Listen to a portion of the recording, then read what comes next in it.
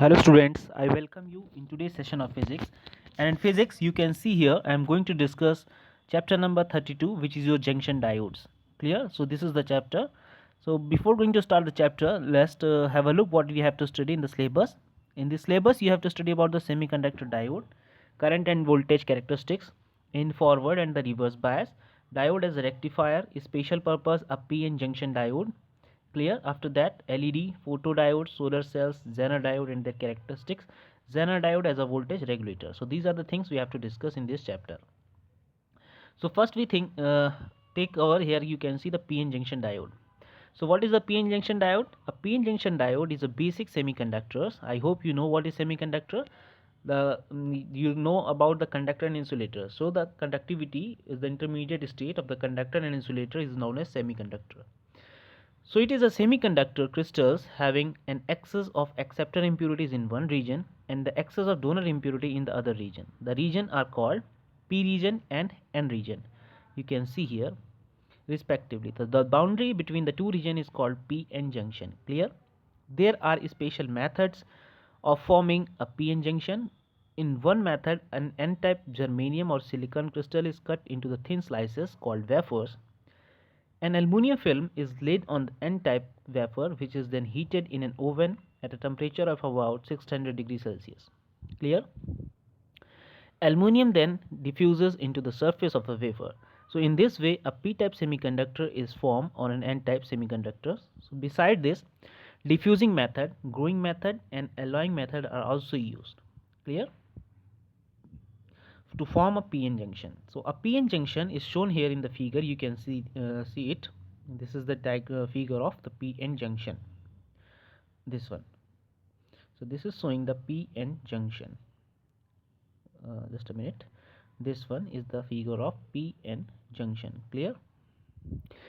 So a p-n junction is shown in the figure. The p-type region has a positive holes. You can see here this is the p-type, which is consists of holes as a majority charge carriers and an equal number of fixed negatively charged acceptor ions. Clear? So the material as a whole is thus electrically neutral. Similarly, the n-type region has a negative electron as a majority charge carriers and an equal number of fixed positively charged donor ions. So again, the material as a whole is neutral. Clear? So in addition to these majority charge carriers, holes in the p region and electrons in the n region produced by impurities doped in the crystals, there are few thermally generated electrons and holes within both the p region and n region. They arises due to the breaking up a few covalent bonds in the crystal at room temperature. So the few electrons which are present in the p region and the few holes in the n region are called the minority carriers. Clear? Now how the depletion region at the junction are formed? You can see here the formation of the depletion region. So potential barrier, as soon as the p-n junction is formed, there is an immediate diffusion of the majority charge carriers across the junction due to the thermal agitation. So some of the electrons in the n region diffuses into the n region, while some of the holes in the p region diffuse into the n region. So the diffused charge carriers combine with the counterparts. Clear? So in the vicinity of the junction and neutralizes each other. Thus, in the vicinity of the junction, positive charge in the form of fixed donor ions is built on the n side and the negative charge in the form of fixed acceptor ions on the p side. This set up a potential difference across the junction and hence internal electric field directed from the positive inside the negative p side. So equilibrium is established when the field EI become. Thus, in the vicinity of the junction, the positive charge in the form of the fixed donor ions is built on the n side and the negative charge in the form of the fixed acceptor ions. So on the p side, this set up the potential difference across the junction and hence internal electric field EI directed from the positive to the negative, that is p side. Equilibrium is established when the field EI becomes strong enough to stop the further diffusion of the majority charge carrier. So you can see here with the help of this figure, you can easily demonstrate what is the acceptor and the donor ions. Clear? So the field, that is EI, however, helps the minority carriers holes in the n region and electrons in the p region to diffuse across the junction. So the region on the either sides of the junction which become depleted, that is free of the mobile charge carrier, is called the depletion region. So this is the definition of the depletion region. Means the region which is free from the mobile charge carriers is known as depletion region. With the help of this figure you can easily understand what is the depletion region. Here is the depletion layer. Clear? So the region, the width of the depletion region is of the order of how much? 10 to the power minus 6 meter. The potential difference developed across the depletion region is called the potential barrier. This is also the important one. And it is about 0.3 volt for germanium. Just remember the values. PN junction, and about 10 to the 0.07 for the silicon PN junction diode. So the potential barrier, however, depend upon the dopant's concentration in the semiconductors and on the temperature of the junction. So the magnitude of the potential barrier electric field for a silicon junction is how much? 7 multiplied by 10 to the power 5 volt per meter. Clear? Now flow of current across the junction diode, forward and reverse biasing. What is biasing? Biasing means when you connect the positive terminal to the positive terminal and negative to the negative, then it is known as forward biasing. So here we will discuss about from here. The junction diode can be connected to an external battery in two ways. One is called the forward biasing and the other is reverse biasing. So here you can see this is the from this figure we are connecting through the battery of the P and N region. So first we discuss about the forward biasing. So a junction diode is said to be forward biased when the positive terminal of the external battery is connected to the P region and the negative to the N region of the diode. So this is called the forward biasing. Here you can see this is forward biasing. Now come here, we will discuss from here. In forward biasing junction, the applied electric field dominates the small barrier field EI. As a result, the majority carrier holes in the P region and electrons in the N region are pulled towards the junction, hence the width of the depletion region decreases. So it is due to this reason that the junction diode offer low resistance for the current to flow in the forward biasing. So from this figure you can see that there is a in this direction there is a depletion current. Fine. Now we will talk about what is the reverse biasing. So this is the figure for the reverse biasing. Just see here, this is the reverse biasing. So a reverse biasing, a junction diode is said to be reverse biased when the positive terminal of the battery is connected to the N region and the negative terminal of the P region is connected to the positive terminal of the battery. Then it is called as the reverse biasing. Here you can see that the negative terminal of the battery is connected to the P region, which is of positive, and the positive terminal is connected to the N region. Clear? So this is called the forward biasing. Now come to here, from this line, the reverse current is very much temperature dependent and increase with the increasing of the temperature of the junction. Clear? So in reverse bias junction, the applied field E supports the barrier field, that is I. As a result, the majority charge carrier, that is holes in the P region and electrons in N region, are pushed away from the junction. Hence the width of the depletion region increases. That is, it is due to this reason the junction diode offer a high resistance for the current to flow in the reverse bias. Clear? You can see from this figure, this is a current. Here the width of the depletion region is larger, and here you can see in this figure the depletion region layer is thinner. Now an important note given here, just see what the note are. So first one, it is to be noted that the PN junction may be forward biased even if both the P region and the N region are at negative potential. 4A. Here you can see the first one is the minus 2 volt and the other is also minus 3 volt. So both the terminals are at the negative potential. Clear? Now come to the second one. Both the P region and the N region are at positive potential. Or here you can see from the figure number 2, the P and the N region both are at the positive potential. We had given him the plus 3 volt and plus 2 volt. Clear? Now see the third one. The P region of a PN junction is at a positive potential and the N region is earth connected to the zero potential. From the figure number C you can see this. Fine. Now fourth one is the P region of a PN junction is earth connected to zero potential and the N region is at the negative potential. Here you can see the first one is at earth, that is a zero potential, and the second one is at the negative potential, minus 2 volt. So from these four figures we concluded that In general, it can be said that the p-n junction is forward biased if the potential of the p region is higher than that of the n region, and it is reverse biased if the potential of p region is lower than that of the n region. Clear? Now here you can see the circuit symbol of the p-n junction diode. So here you can see, if in an electronic circuit the semiconductor devices are represented by their symbols, the symbol for the p-n junction diode is shown in the figure number 5. Find the arrowhead represents here what?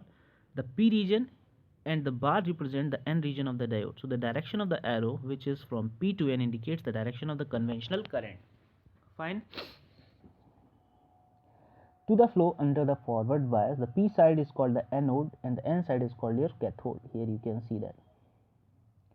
Now voltage characteristic curve of a p-n junction diode, this is not the important one, so I am skipping this and moving to the diode as a rectifier. This is the most important topic, so just study this.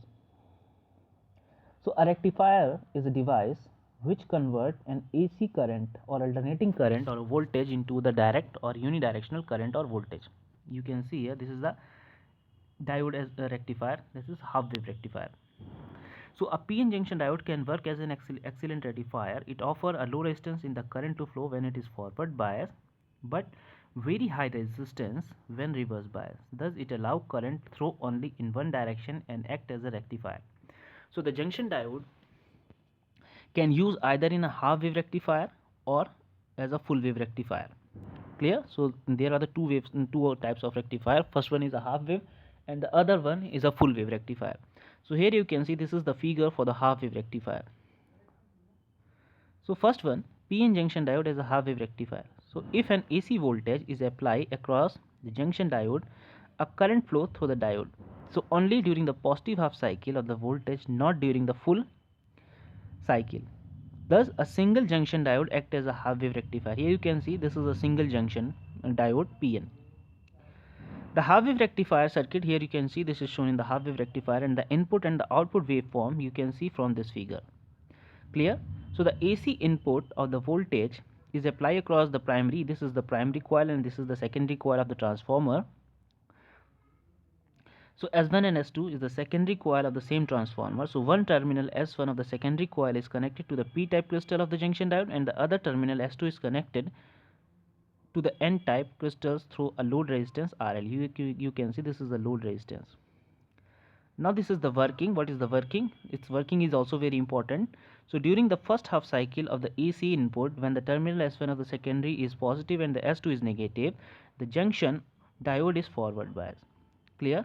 So hence it conduct and current flow through the load RL in the direction shown by the arrows. Now come to the second one. Here you can see the current produces across the load and output voltage of the same shape as that of the half cycle of the input voltage. Now during the second half cycle of the AC input, the terminal S1 is negative and S2 is positive. So the diode is now reverse bias. Clear? So hence there is almost zero current and zero output voltage across the load resistance. So the process is repeated. This is shown in the lower part of the figure here. Now since the output current corresponds to one half of the input voltage, with the other half being missing, the process is called the half wave rectification. You can see from this figure, the below waves are missing and the upper waves are only existing there. That's why this is a half wave rectifier. Now the purpose of the transformer is to supply the necessary voltage to the rectifiers. If direct current at the high voltage is to be obtained from the rectifier, it is necessary for the power supply, then a step of transformer is used. Here you can see in the figure 8a. Clear? In many solid state equipments, however, direct current low voltage is required. In that case, a step down transformer is used in the rectifier. You know very well there are two types of transformer. One is a step up and the other one is step down. Now come to the p-n junction diode as a full wave rectifier. This is the full wave rectifier. So in a full wave rectifier, a unidirectional pulsating output current is obtained from both the halves of the AC input voltage. Clearly? So essentially it requires two junction diodes so connected that one diode rectify one half and the second diode rectify the second half of the input. Clear? So the circuit for the full wave rectifier is shown in figure number 9 and the input and the output waveforms in figure 9b. Clear? So the AC input voltage is applied across the primary P1 and P2 from this coiling of a transformer, and the terminal S1 and S2 of the secondary are connected to the P-type crystal of the junction diode D1 and D2, whose N-type crystals are connected to each other. A load resistance RL is connected across the N-type crystal and the central tap T of the secondary S1 and S2. Clear? This here you can see two diodes are used. That's why it's work as a full wave rectifier. Now come to the working, and these are the figures. So you can see during the first half cycle of the AC input voltage, the terminal S1 is positive related to T and S2 is negative. Means here you can see this one is the positive and the second one is negative. So this diode is forward bias and this is the reverse bias. So in that case, diode D1 conducts while D2 does not. So the conventional current flow through the diode D1 and load resistance RL, the upper half of the secondary winding. So as shown by the solid arrows, during the second half of the input voltage, S1 is negative related to T and S2 is positive. Now D1 is reverse bias and does not conduct, while D2 is forward bias and conduct. So the current now flow through D2, the load resistance RL, and the lower half of the secondary shown by the dotted arrows. Thus the diode D1 and D2 conduct alternately. Clear? And the current that is that in the current you can see here now flows through D2 load resistance RL and the lower half of the secondary as shown by the dotted arrow. Thus diode D1 and D2 conduct alternately and the current in the load RL flow in the same direction for both the half cycle of an AC input voltage. So consequently the output current is continuous series of unidirectional pulse. However, it can be made fairly steady by means of smoothing filters. You can see this is the figure for the full wave rectifier, and this is total full wave rectifier. Now come to the special purpose of PN junction diodes. Here you can see that the fifth one. The junction diodes are normally are of many types. The important type are Zener diodes, light emitting diodes, and photodiodes. So first we discuss about the light emitting diode, and this is the figure for the light emitting diodes. Clear? What is the light emitting diode? That is also known as LED. It is an important light source used in optical communication, and it converts biasing electric energy into light energy. It is a forward bias PN junction diode. Just remember that is LED is in forward bias. Here you can see this is the figure for LED. This one. Clear? Which emits light spontaneously. So when a PN junction diode is forward bias, both the electrons and the holes move towards the junction. So as they cross the junction, the electron falls into the holes, recombine, and energy is released, and the junction in the form of electromagnetic radiations. This is because the electron fall from a higher level in the conduction band to a lower level in the valence band. So in case of germanium and silicon diodes, the energy release in infrared radiations. If however the diode is made up of gallium arsenide or gallium phosphide, the energy release falls in visible section of electromagnetic spectrum. So the diode is then called a light emitting diode. Clear? Now what are the characteristics of the light emitting diode? Just see the characteristics here. An LED is a two-terminal device. We can therefore characterize it according to the two quantities, the voltage across it and the current through it. So to characterize a particular LED, we can apply a voltage using a suitable DC supply and note the voltage across it through a voltmeter and then the current through it with a millimeter. Fine. So this is the complete circuit diagram. So we can repeat this for many times voltage and plot these points to produce VI characteristic as shown here in the figure. So we can see the figure that the relation between the LED and the current and voltage is not very simple. It is not a straight line through the origin. Here you can see these are the two graphs. So with a simple equation over the range of the currents at which we accept to operate the LED, tens of milliampere, this curve is very steep. So going from a voltage 2 volt to 224 volt, the voltage has increased by only about 20%. But the current which goes from 20 milliampere to 550 milliampere is more than double. That means that the current through the LED is very sensitive to the voltage across it. Fine. So equivalently, the voltage across the LED is very insensitive to very close to the constant the current through the device. The voltage current characteristic is practically applicable in burglar alarms. Finally, here you can see the figure number 13. The graph between the radiated light and the forward current of the LED. It is clear from the graph that the intensity of the radiated light is directly proportional to the forward current of LED. As the current is increases, the intensity of the light is also increases. Now here, what are the advantages? You can read it by yourself. It was not the so much important. I am just telling you that what is the efficiency. So LED can produce more light per watt than incandescent bulbs. Fine. The second one is size. LED can be very small and are easily populated in circuit boards. So these are the some advantages of LED. Clear? Now we will discuss about here about the photodiodes. This thing we will discuss. Just one thing more I would like to tell you about LED. LEDs are more eco-friendly as they uses less electricity to operate and more energy efficient. So when you use these lights, you require less electricity to power you light as they transform electricity to light energy, so more efficiently, and thus you help to efforts to conserving environment by utilizing less energy. At the same time, less heat energy is produced. Fine. So which means you are arising the effort to prevent the global warming. So this is the uses of LED. Now we will discuss about the photodiode in our next lecture, students. Till that, do study. Thank you, class.